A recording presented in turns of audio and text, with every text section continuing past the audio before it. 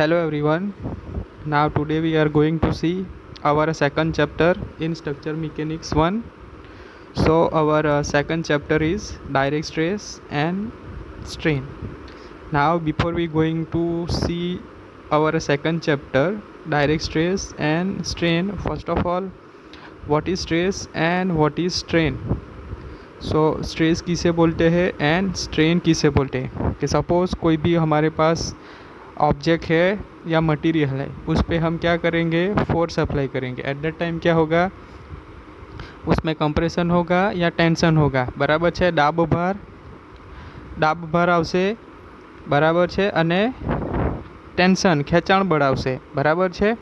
तो ये बळना लीधे मटीरियल में शू थशे, इंटरनली रेजिस्टिंग फोर्स जनरेट थशे. बराबर है. कि जे बहारथी एने फोर्स लागे छे, एक्सटर्नल फोर्स, एने रोकवा माटे बॉडीनी अंदर इंटरनली अटकाववा माटेनो बळ उत्पन्न थशे. बराबर. तो ये पर यूनिट एरिया, बराबर है, कि पदार्थना पर यूनिट एरिया पर जनरेट थशे. तो तेने शुं कहेवामां आवशे, स्ट्रेस. सो सिम्पली स्ट्रेस कोने कहेवाय छे, resisting force per unit area. This is called stress.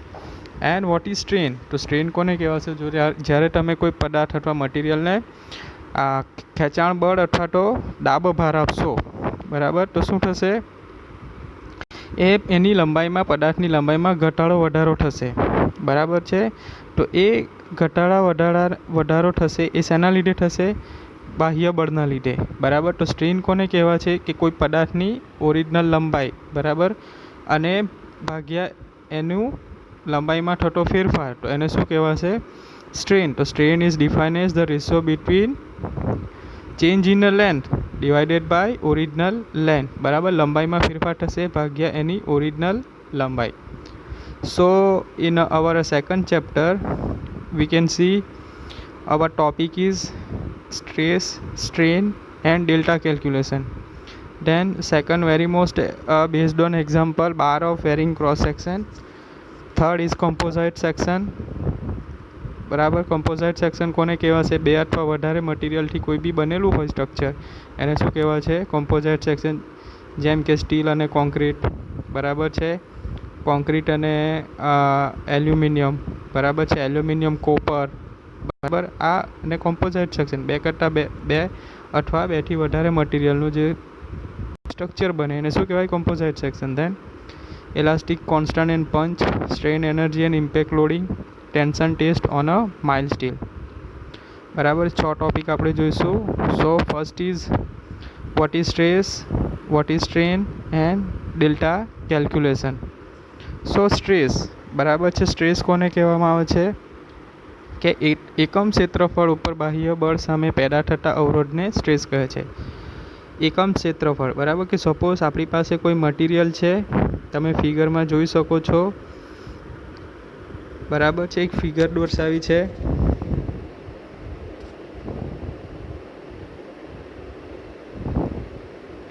बराबर. एक फिगर ड्रॉ करी है. तमे जोई सको छो कि सपोज कोई स्टील रॉड है. बराबर है. ए स्टील रॉड ने आपणे बाह्य बळ आपीशुं पी फोर्स. बराबर है. तो एमां शुं थशे, ए फोर्स ने अटकाववा माटे, बराबर है, ए फोर्स ने अटकाववा माटे ए बॉडीनी अंदर इंटरनली रेजिस्टिंग फोर्स जनरेट थशे. बराबर है. आ जे फिगर में दर्शाव्युं छे. बराबर है. आ जे दर्शाव्युं छे ए कयुं छे, अंदर पदार्थनी अंदर उत्पन्न थतो रेजिस्टिंग फोर्स है जे बाह्य बळने अटकावे छे. तो स्ट्रेस कोने कहेवाय छे, एकम क्षेत्रफळ उपर बाह्य बळ सामे पैदा थता अवरोधने स्ट्रेस कहे छे. बराबर है. So stress is equal to force upon area, P by A. P is equal to force अने A is equal to area. So stress is equal to force upon area. बराबर है. तो सिम्पली स्ट्रेस कोने कहेवामां आवे छे कि एकम क्षेत्रफळ उपर बाह्य बळ सामे पैदा थता अवरोधने स्ट्रेस कहे छे. Resisting force per unit area, it is called stress. So stress is equal to force upon area. So symbolically denoted by sigma is equal to P by A. So स्ट्रेसनो एकम है न्यूटन पर mm square. बराबर है. ફિગરમાં જોઈ શકો છો કે કોઈ મટીરિયલ છે, પદાર્થ છે, એના પર એક્સટર્નલ બાહ્ય બળ લાગે છે. એ બાહ્ય બળને અટકાવવા માટે એક રેઝિસ્ટન્ટ ફોર્સ જનરેટ થાય છે આર. બરાબર છે. તો એકમ ક્ષેત્રફળ ઉપર બાહ્ય બળ સામે પેદા થતા અવરોધને સ્ટ્રેસ કહે છે. બરાબર છે. તો ખબર પડી સ્ટ્રેસ સિમ્પલી એકમ ક્ષેત્રફળ ઉપર બાહ્ય બળ સામે પેદા થતા અવરોધને સ્ટ્રેસ કહે છે. બરાબર. હવે નેક્સ્ટ જોઈશું સ્ટ્રેન. બરાબર છે. Very most important definition strain. સ્ટ્રેનને ગુજરાતીમાં શું કહેવાય છે? વિકાર અથવા વિકૃતિ. બરાબર. તો પદાર્થની એકમ લંબાઈમાં થતા ફેરફારને વિકાર કહે છે. બરાબર છે કે ચેન્જ ઇન લેન્થ. બરાબર છે કે પદાર્થની એકમ લંબાઈમાં થતા ફેરફારને વિકાર કહે છે. વિકાર એટલે સ્ટ્રેન. બરાબર છે કે સપોઝ કોઈ મટીરિયલ છે, બરાબર, પદાર્થ છે, આ રીતેનું કોઈ પદાર્થ છે, બરાબર છે, કોઈ સ્ટીલ રોડ છે, એને આપણે શું આપીશું? લોડ આપીશું. લોડ આપીશું એટલે આ શું કરશે? બાહ્ય બળ એ પદાર્થને ખેંચશે. તો ખેંચશે મતલબ એની લંબાઈમાં વધારો થશે. આ રીતે લંબાઈમાં વધારો થશે. બરાબર. સપોઝ આની લંબાઈ એલ છે, તો આની લંબાઈ શું થશે? Delta L. બરાબર. લંબાઈમાં વધારો થશે એટલે ઇન્ક્રીમેન્ટ થશે. એટલે શું થયું? જે ઓરિજિનલ લેન્થ છે એ લંબાઈમાં વધારો થયો. બરાબર છે. તો સ્ટ્રેન કોને કહેવાય છે? કે લંબાઈમાં થતો ફેરફાર ભાગ્યા મૂળ લંબાઈ. તો સ્ટ્રેન કોને કહેવાય છે? Change in length upon original length. So it is strain. કે પદાર્થની એકમ લંબાઈમાં થતા ફેરફારને સ્ટ્રેન કહે છે. બરાબર. વિકાર ઇઝ ઇક્વલ ટુ લંબાઈમાં થતો ફેરફાર ભાગ્યા મૂળ લંબાઈ. બરાબર. એને કઈ રીતે ડિનોટ થાય છે? E is equal to delta L upon L. બરાબર છે. અને સ્ટ્રેનને એકમ નથી. બરાબર. તમે આકૃતિમાં જોઈ શકો છો કે કોઈ એક આપણને મટીરિયલ બતાવ્યું છે. બરાબર છે. એની લંબાઈ એલ છે. એમાં બાહ્ય બળ લાગે છે. બાહ્ય બળના લીધે એના લંબાઈમાં વધારો થાય છે. બરાબર છે. એ કેટલો છે? Delta L. બરાબર. So strain is equal to delta L upon L. બરાબર. એનું કોઈ યુનિટ નથી. બરાબર. તો ખબર પડી સ્ટ્રેસ અને સ્ટ્રેન. તો સ્ટ્રેસ કોને કહેવામાં આવે છે? કે એકમ ક્ષેત્રફળ ઉપર બાહ્ય બળ પેદા થતા અવરોધને સ્ટ્રેસ કહે છે. બરાબર. એકમ ક્ષેત્રફળ ઉપર બાહ્ય બળ સામે પેદા થતા અવરોધને સ્ટ્રેસ કહે છે. Stress is equal to force upon area. So sigma equal to P by A and unit is newton per mm square. Now stress કે પદાર્થની એકમ લંબાઈમાં થતા ફેરફારને સ્ટ્રેન કહે છે. બરાબર. સો વિકાર ઇઝ ઇક્વલ ટુ લંબાઈમાં થતો ફેરફાર ભાગ્યા મૂળ લંબાઈ. Is equal to delta L upon L. અને સ્ટ્રેનને એકમ નથી. બરાબર. ફિગરમાં તમે જોઈ શકો છો. So our next topic is stress અને સ્ટ્રેનના પ્રકારો. બરાબર. આપણે ડેફિનેશન જોઈ ગયા. હવે આવશે એના ટાઈપ્સ.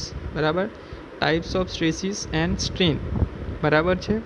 તો first is tensile stress, then compressive stress, shear stress, bending stress and પ્રતિબળ, મરોડ પ્રતિબળ, ટોર્સનલ સ્ટ્રેસ. બરાબર છે. તો there are 5 types of stresses.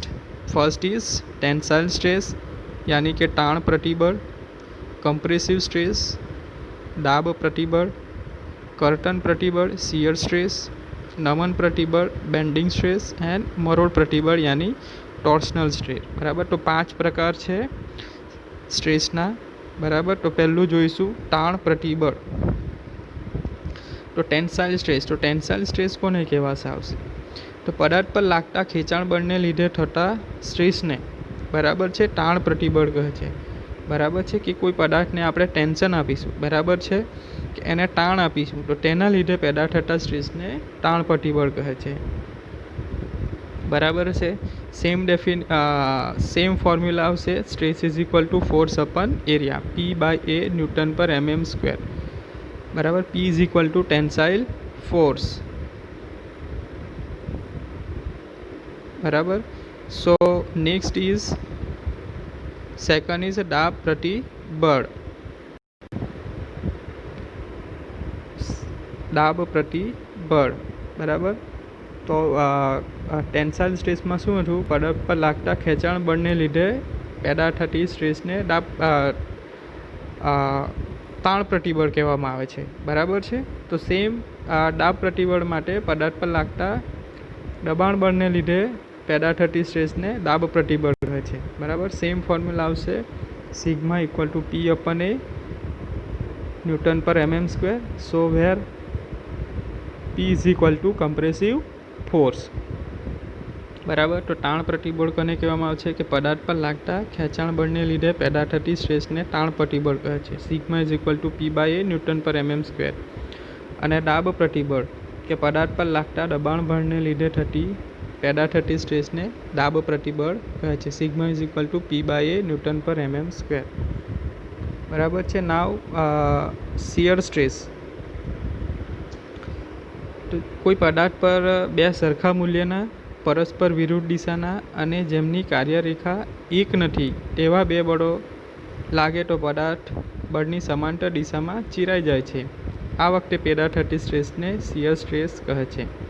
કે સપોઝ કોઈ પદાર્થ, બરાબર, આ તમે આકૃતિમાં જોઈ શકો છો કે બે પદાર્થ, બરાબર, એમનું મૂલ્ય કેવું છે, સરખું છે. બરાબર, પરસ્પર વિરુદ્ધ દિશામાં. બરાબર છે. આ રીતે ટેન્શન લાગે છે અને એની વિરુદ્ધ દિશામાં ટેન્શન લાગે છે. બરાબર છે. તો પદાર્થ પર સરખા મૂલ્યના પરસ્પર વિરુદ્ધ દિશામાં અને જેમની કાર્યરેખા એક નથી. બરાબર છે. બંને વિરુદ્ધ દિશામાં છે, કાર્યરેખા એક નથી, તો પદાર્થ બળની સમાંતર દિશામાં ચીરાઈ જાય છે. શું થશે? બરાબર, કટ થઈ જશે, ચીરાઈ જશે. આ વખતે પેદા થતી સ્ટ્રેસને શિયર સ્ટ્રેસ કહે છે. So shear stress is equal to shear force upon shear area. બરાબર. તો શિયર સ્ટ્રેસને શેનાથી ડિનોટ થશે? ટોવ, શિયર ફોર્સ એફ અને area S. So tau is equal to F upon S. બરાબર. શિયર સ્ટ્રેસનો એકમ શું છે? Newton per mm square. બરાબર છે. ફોર્સનો એકમ શું આવશે? ન્યૂટન. અને એરિયાનો એકમ શું આવશે? mm square. સો શિયર સ્ટ્રેસનો એકમ શું થશે? Newton per mm square. બરાબર છે. Tau shear stress, F shear force અને એસ શિયર એરિયા. બરાબર છે. ચોથું છે નમન પ્રતિબળ. બરાબર છે. Bending stress. તો બેન્ડિંગ સ્ટ્રેસ કોને કહેવામાં આવશે? તો બીમ ઉપર ભાર લગાડતા બીમનું નમન થાય છે. બીમ નમવાથી પેદા થતી સ્ટ્રેસને બેન્ડિંગ સ્ટ્રેસ કહે છે. બરાબર છે. કે નમન પ્રતિબળ કોને કહેવામાં આવશે? બેન્ડિંગ સ્ટ્રેસ કોને કહેવામાં આવે છે? કે સપોઝ આ કોઈ એક બીમ છે આપણી પાસે, એ અને બી, એના પર આપણે પોઈન્ટ લોડ લાગે છે. તો એ પોઈન્ટ લોડના લીધે બીમમાં શું આવશે? બેન્ડિંગ આવશે. આ રીતનું બેન્ડિંગ આવશે. બરાબર. ડ્યુ ટુ લોડના કારણે બેન્ડ થશે બીમ. તો એને શું કહે છે? નમન પ્રતિબળ. બરાબર છે. કે બીમ ઉપર ભાર લગાડતા બીમનું નમન થાય છે. બીમ નમવાથી પેદા થતી સ્ટ્રેસને બેન્ડિંગ સ્ટ્રેસ કહે છે. So F equal to M by Z. F equal to bending stress, M equal to moment of resistance, Z equal to section modulus. બરાબર છે. સો બેન્ડિંગ સ્ટ્રેસ કોને કહેવાય છે? કે બીમ ઉપર ભાર લગાડતા બીમનું નમન થાય છે. બીમ નમવાથી પેદા થતી સ્ટ્રેસને બેન્ડિંગ સ્ટ્રેસ કહે છે. F equal to M by Z. F equal to bending stress, M equal to moment of resistance, Z equal to section modulus. Now next is મરોડ પ્રતિબળ, ટોર્સનલ સ્ટ્રેસ. કે શાફ્ટ ઉપર torque લગાડવાથી શાફ્ટમાં પેદા થતી સ્ટ્રેસને ટોર્સન સ્ટ્રેસ કહે છે. બરાબર છે. કે શાફ્ટ કોઈ રોડ હાથે કનેક્ટેડ થયેલો હોય છે. બરાબર છે. અને જ્યારે શાફ્ટને ફેરવવામાં આવે છે, બરાબર, તો શું થશે? એમાં ટોર્ક જનરેટ થશે. તો એને શું કહેવાય છે? Torsional stress. કે શાફ્ટ ઉપર ટોર્ક લગાડવાથી શાફ્ટમાં જે સ્ટ્રેસ પેદા થાય છે એને ટોર્સનલ સ્ટ્રેસ કહે છે. નાવ નેક્સ્ટ ઇઝ ઇલાસ્ટિસિટી, સ્થિતિસ્થાપકતા. સો પદાર્થ પર બાહ્ય બળ લગાડતા તેમાં શું થાય છે? ડિફોર્મેશન થાય છે. અને બાહ્ય બળ દૂર કરતાં પદાર્થ પોતાની મૂળ સ્થિતિ ધારણ કરે છે. પદાર્થના ગુણધર્મને સ્થિતિસ્થાપકતા કહે છે. ઇલાસ્ટિસિટી, બરાબર છે. તમે જોયું હશે મોસ્ટલી ઇલાસ્ટિક મટીરિયલ, બરાબર છે, કે રબર લઈ લો. જ્યારે તમે રબરને ખેંચો તો શું થશે, એનું ચેન્જ થશે, બરાબર છે, લંબાઈમાં વધારો થશે. પરંતુ જ્યારે એને બળ છોડી દો, ખેંચાણ બળ છોડી દો, ત્યારે એ શું થશે, પોતાની મૂળ સ્થિતિ ધારણ કરી લેશે. તો તેને શું કહેવાય છે, સ્થિતિસ્થાપકતા, બરાબર છે. સ્થિતિસ્થાપકતા કે જ્યારે પદાર્થ પર બાહ્ય બળ લગાડતા તેમાં ડિફોર્મેશન થાય છે અને બાહ્ય બળ દૂર કરતાં પદાર્થ પોતાની મૂળ સ્થિતિ ધારણ કરે છે. તો પદાર્થના આ ગુણધર્મને સ્થિતિસ્થાપકતા કહે છે, બરાબર છે. નેક્સ્ટ, સ્થિતિસ્થાપકતાની હદ, ઇલાસ્ટિક લિમિટ, કે વધુમાં વધુ જે બળ સુધી તે દૂર કરતા પદાર્થ પોતાની મૂળ સ્થિતિમાં પાછો આવી શકે છે તે બળને સ્થિતિસ્થાપકતાની હદ કહે છે.